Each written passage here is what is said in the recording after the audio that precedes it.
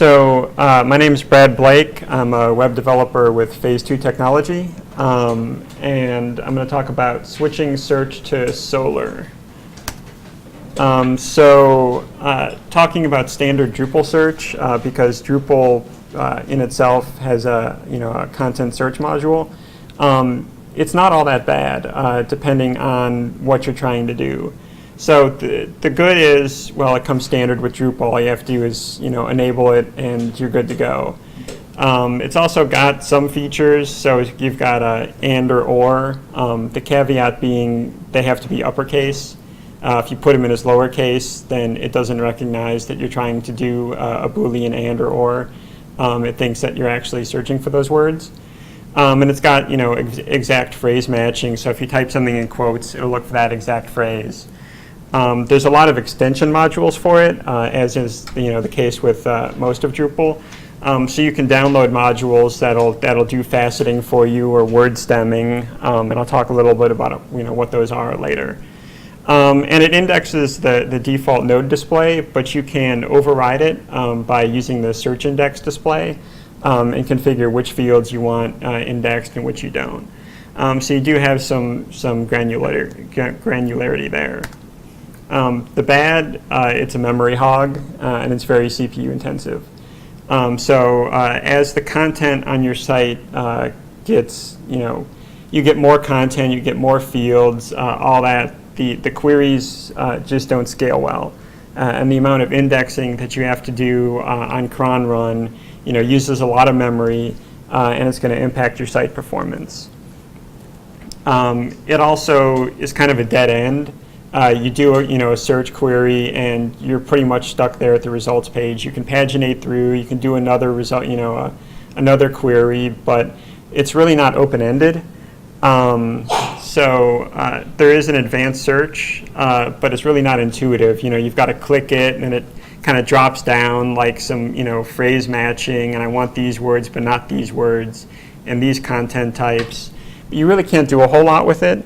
So most people just tend not to use it or not even realize that it's there. It's also got exact keyword matching. So if you type in, matching, it's going to search for matching. It won't also do a hit on like match or matcher or stuff like that. It doesn't take advantage of those type of search capabilities that other search engines have. So if you want a search that is going to scale well, is going to have a lot of search capabilities, you're going to want to use a different search engine. So enter Apache SOLR. Apache SOLR is basically, it's open source. It's a search platform. That's pretty much all it does. It's based on the Apache Lucene search library. So it's all Java. Runs within a servlet container such as Tomcat. It's got a bunch of different APIs. It's got XML APIs, JSON APIs. So you do a get to the server and get your data. You can do a post and send in XML documents and get data in the search engine. So why are we going to use SOLR, just a totally separate search engine? The main reason that people use it is for performance. Since it's totally separate, you're not going to impact your Drupal site with cron activities like indexing or with the search queries, which can be very CPU intensive, which hit your database, and could cause database issues. So SOLR is optimized for search. As I said, that's all it is. It also supports distributed search and index replication. So if you're a really large site and you can't get by just on one SOLR server, you can have multiple SOLR serve and essentially have master-slave replication like you would with databases.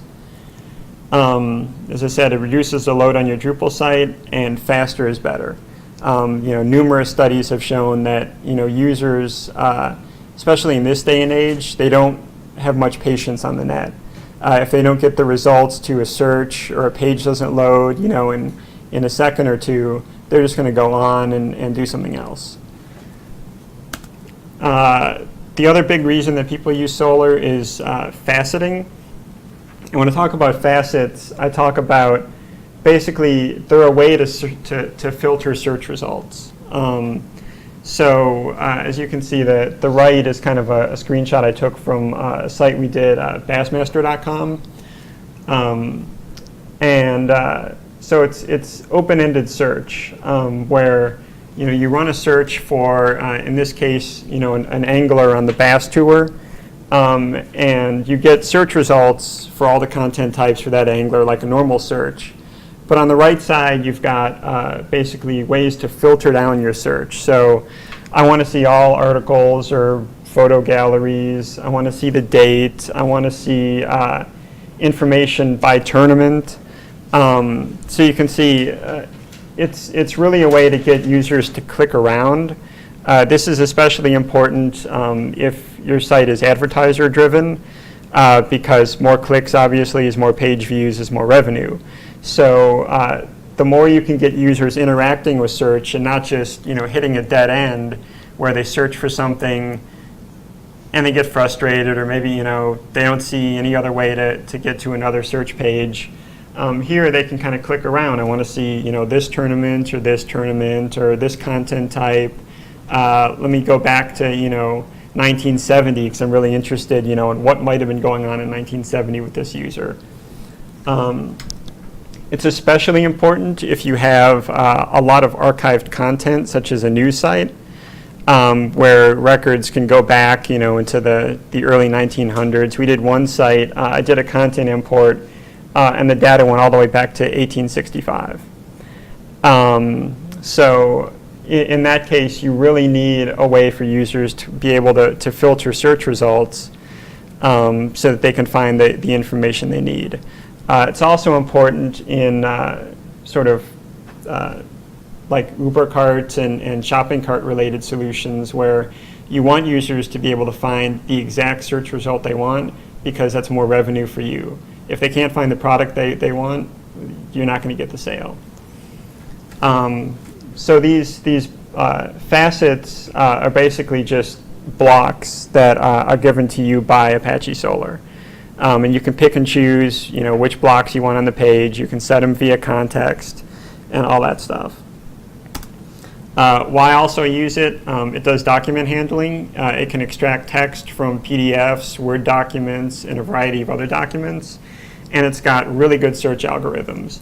So as I talked about, where Drupal basically does keyword matching, SOLR also does word stemming and splitting. Word stemming being where it takes a word like matching and it'll break it down to its root. So match. So then you get all the varieties of that word based on the stem. Splitting, it can take words that are hyphenated or words that are abbreviated and split them up into two words.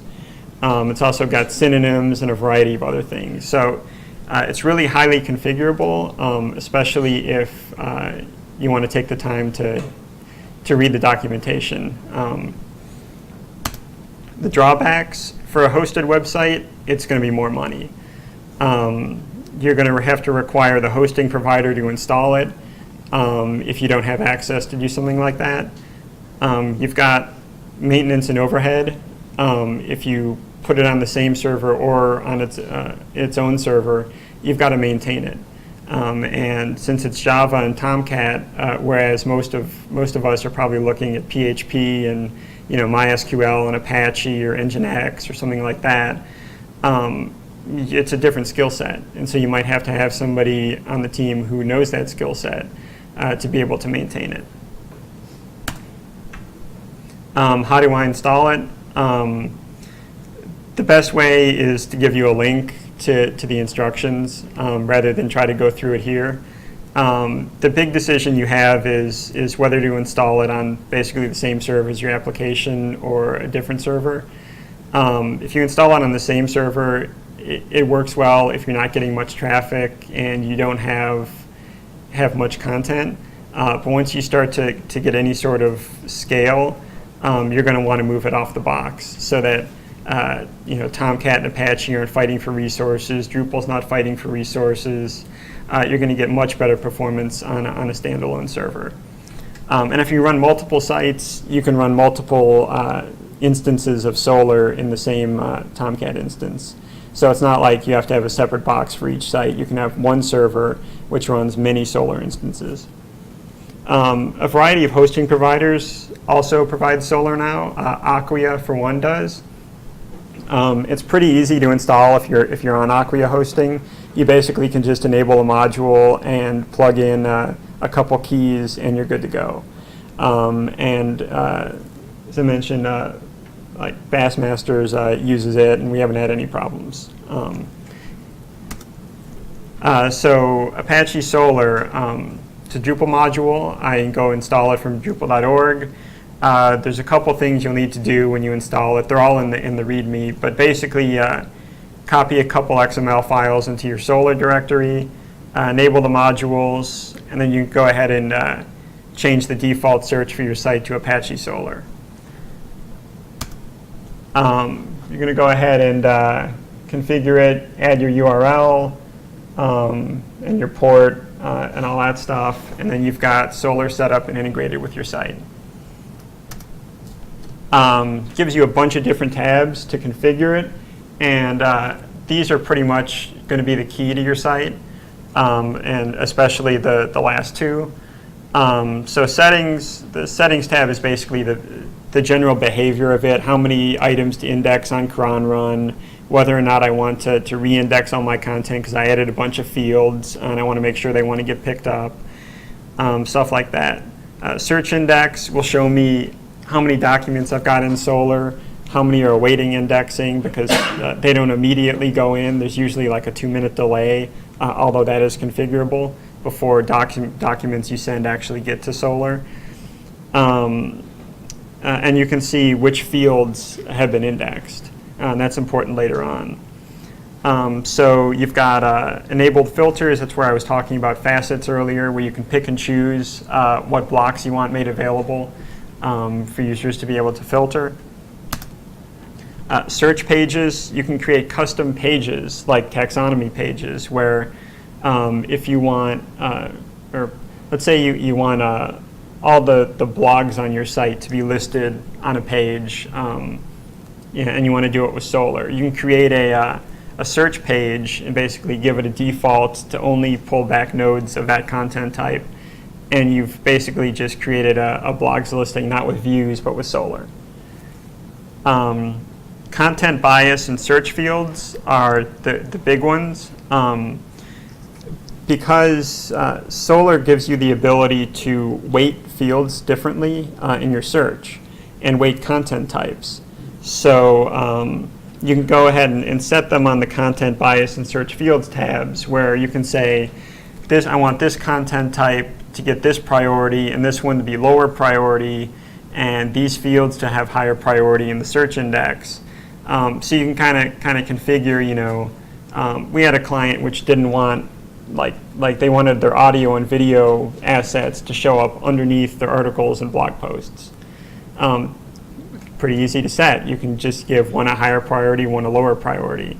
That doesn't mean that they're always going to show in that order, but it means that in general, given the equal weighting of other things and keyword matching and whatnot, you'll get them listed in that order. So that's pretty big for customers and for site admins. Is to be able to tweak how the search actually performs. Hooks. Apache SOLR has a lot of hooks that as site developers you can hook into.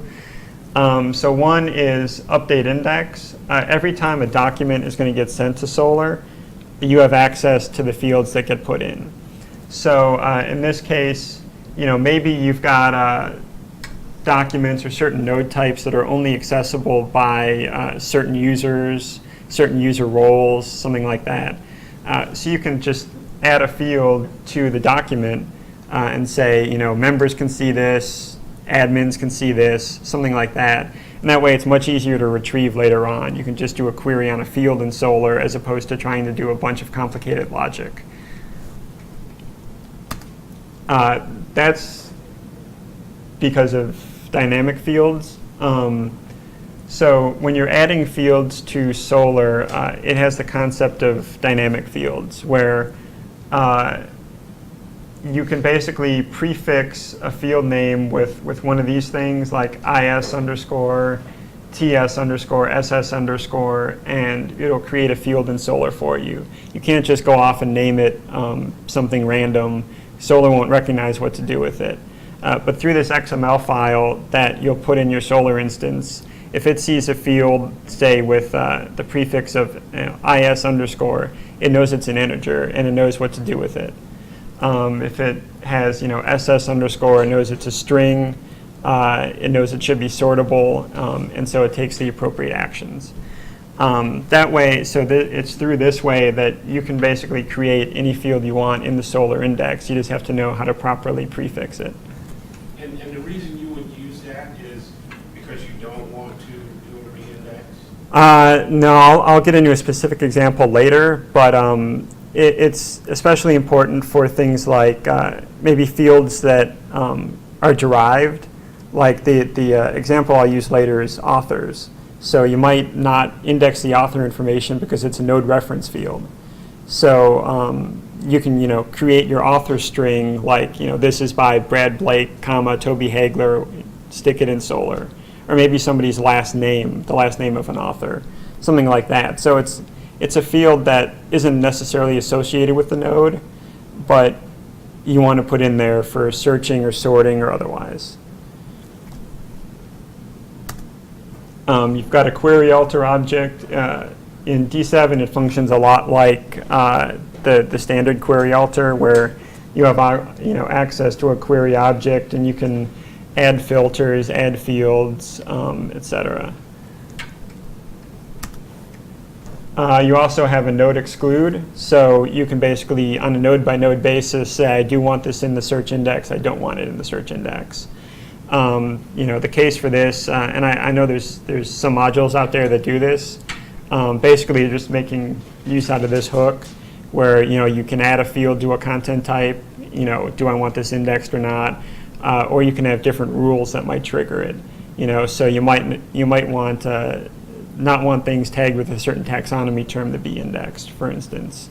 So you can just write this hook. And return true means don't index it. But the key thing is it doesn't remove a node that's already in the index, which is the need for the explicit delete node from index. So this just says, I don't want to add it to the index, but if it's already there, I won't remove it. So you explicitly go ahead and remove it. A few other hooks, search result alter, which is basically a pre-process for the search result. The actual fields available to the template, and sort links alter. You can change the actual sorts available to the end user. In the example I was talking about, so let's say on your node you've got an author node reference field or a text field or something like that, and you want that to be indexed. In your template, you might have, get all the author nodes associated with this, get all the titles of those nodes, concatenate them together so you actually display the authors like that. But they're stored, with the node as IDs. They're not going to get indexed by SOLR, so I want to get them indexed. So as I said before, we've got these dynamic strings. The best part about this particular one, SS underscore, is it'll make it sortable by default. So if you prefix something with SS underscore as like a string, it makes it a sortable string.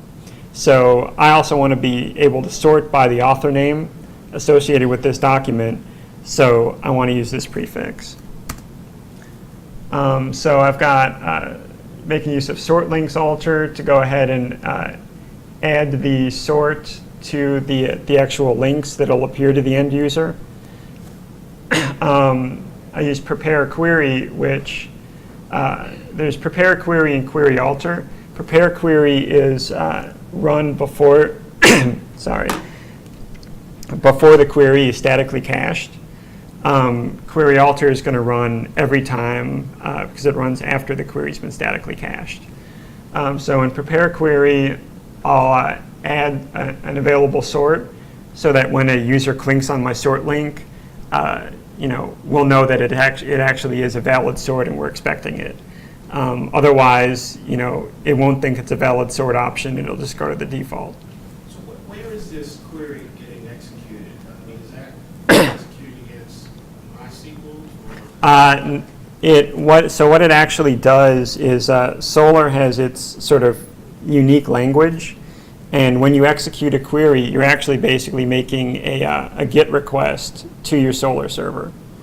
And the Apache SOLR module composes the query in the form of the GET request, and then it retrieves the results back, interprets them, and displays them to the end user. So it's not a database. I'm not even sure how SOLR actually stores the information, but yeah, it's going over the web. Is there a way to limit these hooks to a specific search menu item if it's separate from the default search page? Not that I know of. I think you'd have to, use, check the pathing or whatever to see if it's a search you want. I think it's pretty much just there's this hook and then it runs every time. So another big part of the query alter is it only retrieves certain fields from the index. It doesn't always retrieve all the fields. So if there's a field that you want to retrieve that isn't there, you can go ahead and add it here. Like I'll retrieve the SS authors field that I'm going to create. Or if there's certain CCK fields or field API fields, depending on your version of Drupal, that aren't being retrieved, you can use query alter to retrieve them. That way, if you want to display them, you don't have to go back to the database. So there is a default query or Yeah. default set Yeah. of fields. Yep. I think it's like 12 or 13 sets of fields. Like you get the title, the node type. I think you get created. You get the snippet, like you do with default search. But it doesn't retrieve everything every time. I've got another question related to the content. I'm not sure what I'm asking, but it has to do with the default search. All of the content exists in your MySQL database. Mhm. So if you were moving to a SOLR solution, you have to decide what fields you want to index on and what content. Once you design that and you build an index, it's going to pull that content out of your database and store it in the SOLR format in the file system. Mm-hmm. But you wouldn't want to replicate some of those fields. I mean, it could be huge, right? You could very well end up replicating in the file system your database. Is there a best practice for maybe just identifying what the keys that you want to index on and a reference to non-indexed fields? What's the best practice around that? I mean, the SOLR, I mean, you're basically talking about, a little extra memory and some disk usage. But the thing with that is the fields that are the largest are often the ones that you want to search on. So body and other, full text fields are often the ones that you want to do keyword matching on. And so, you kind of have to send them to the search index. It's just one of those things where best practice would be to, obviously only index the fields that have data that you think users want to search on. Textual data. Yeah. So if they were images. Yeah, you're not going to want to do images. I'll talk a little later about attachments and extracting PDF data and stuff like that. But it's just a matter of how much space you have, really. So the last hook, update index again. I'll stick in my created field with the author's last name. So SOLR has that. Theming, it's pretty easy because it uses the default search results template file and search result template file. In this case, I've basically modified the search results file to add the sorts block that comes with Apache SOLR, so that the user can, under the search results title, they've got the, name and date and created and all that stuff, and they can go ahead and toggle those. Alternately, you could place it as a block using context or something like that. But generally, most requests we get in designs have it placed right in the middle of this template, which is why I've got it shown there. If you don't use that, how does it display? What theme does it display? It displays Drupal's default search results template file. So in my case, I just, I copy that over to my theme directory, modify it, and it picks it right up. The same with the search result template file for the individual search result.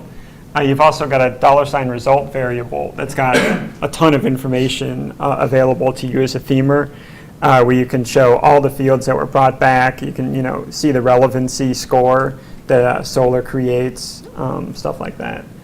The key is it contains the data that was valid at the time of the index. So it contains what's in SOLR, not what's in your database.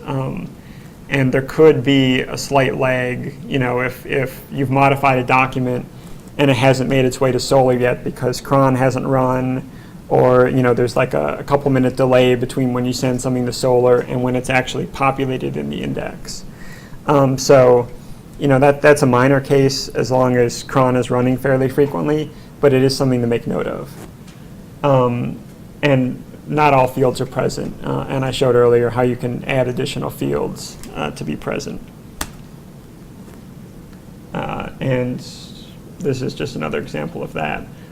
The names are at that admin reports Apache SOLR URL if you're curious what the actual name is of a field that you might want to bring back. Theming, there's also facet link overrides where you can theme the individual facets. In this case, I've got something where sometimes, and this was the case in D6 especially, you get a date like 2006-01-05, which no site administrator wants to have on their screen because, they think it looks ugly, and in truth, it kind of does. So just run some regular expressions on that to change it to a pretty format. But you can do, anything, add classes to your links or theme them however you might want. So attachments, basically certain versions of SOLR come with the ability to extract attachments, but there's also another Apache application called Tika, which I think I'm pronouncing right, which is basically an extraction utility for extracting text from certain formats like Word and PDF. There's also a Drupal module, Apache SOLR attachments, that basically plugs into Apache SOLR, provides functionality to go ahead and extract that.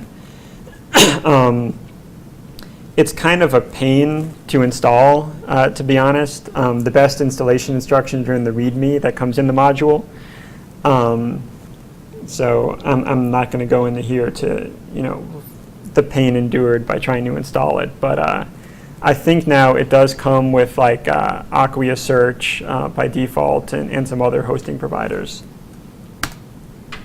What it does is it creates a file attachment object in the index that links back to the node that the attachment was linked to. So it's actually a separate search entity that then links to the attachment. So in your search results, you might see the link to the attachment instead of the node. So what I generally do is alter the theme a little bit, where if I get a file attachment type, I go ahead and display the link to the node and all that instead, and maybe a little link at the bottom to the attachment, because people don't want them downloading attachments directly. They want to click into the node and click around first, rather than downloading the attachment. But that attachment gets indexed. Yes, the attachment is indexed. All the text in the attachment is indexed, and it provides another hook where you can actually see the text of the document before it goes in. So you could hook into that, use this hook, see the text that was extracted, and then you could put that in your database or elsewhere. So it'd be a nice, easy way to get the text out of documents. We use this in particular on one site where they had, say, a giant, 200 or 300 page document broken up into individual PDFs by chapter. So we created a node for each chapter, attached the document, ran it through SOLR, and we had the entire 200 or 300 page document searchable. When you searched, you could find the results. It would link you back to the node of the chapter. It was pretty nice. So the last thing I want to talk about a little bit is a new module called Search API. Search API and SOLR are kind of intertwined, but you don't necessarily have to have one with the other. Search API is just a framework that lets you search on anything with any type of pluggable backend, one of which is SOLR. So the good things about installing Search API is you can have different search engine layers. You can use the database. You can use SOLR. You can use Mongo or other different backends. I'm quite interested actually in the Mongo backend because it seems like performance would be really, really great, but I'm not exactly sure how well it would do searching. But that's something I'm... Extremely fast on searching. I don't know about the SOLR, but Yeah, in general, as a search engine, it just looked at the key value, it's extremely quick. I guess that was my question. My experience with Mongo is that it's really fast for most things, but it can't do certain types of complex operations. So in the case of trying to do ands and ors, and the more of that you try to do, I'm not sure if Mongo is capable of doing some of that stuff. But if it did it, it'd be really fast. It's got views integration, so you can create a search index and have views operate on it, like it was operating on your database. You can set filters, fields to retrieve, sorts, just like a normal view. It's got faceted search, even for the database now, although that is probably going to be a little slow if you're using it with database backend. But it does provide facets for SOLR and other search engines. You can have multiple backends on the same site. So you can set up, maybe I want this search index to be Mongo, this one to be SOLR, and this one to be database. And you can have all three on your site for varying purposes. And you can set up additional search pages like you can in the Apache SOLR module, where you can have, a page of taxonomy term search and, a general site search and stuff like that. It's also got a ton of extension modules. You can do, AJAX of a search result page, autocomplete, attachments, stuff like that. And you also get control over which fields are indexed. It's on the index level, not the content type level. So you can kind of, have multiple indexes with different fields in each one. You can also do certain things like I showed before how to add an author field to your search index with the author name that's a node reference field. In Search API, you can actually say, hey, this field is a node reference field. I want to add the title from the reference node. And you can do it all through the UI.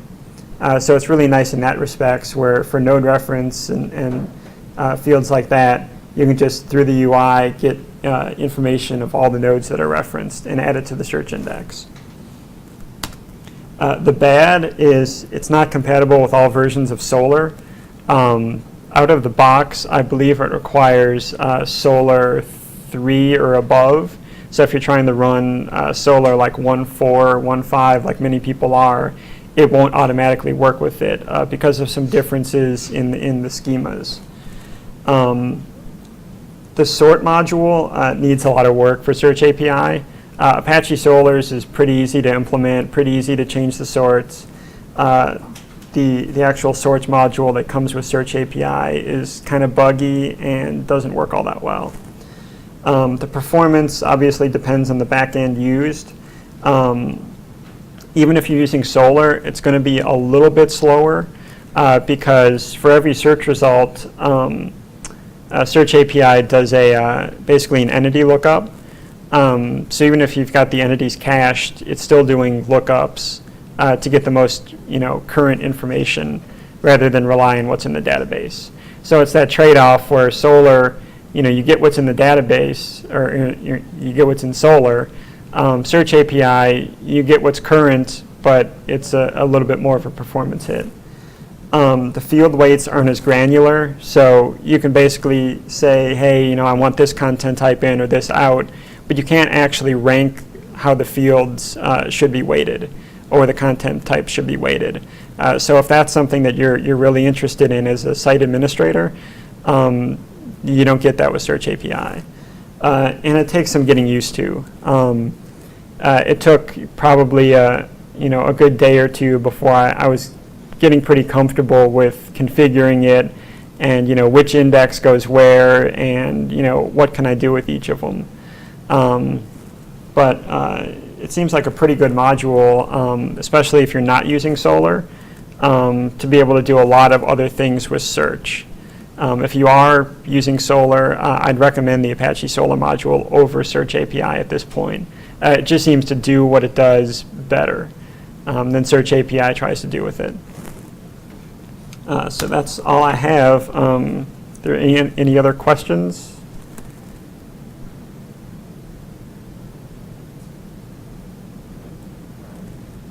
Seeing none, I'll be available in this room and at the Phase 2 table, and I'll go let my cohort Toby set up his Dungeons and Dragons talk.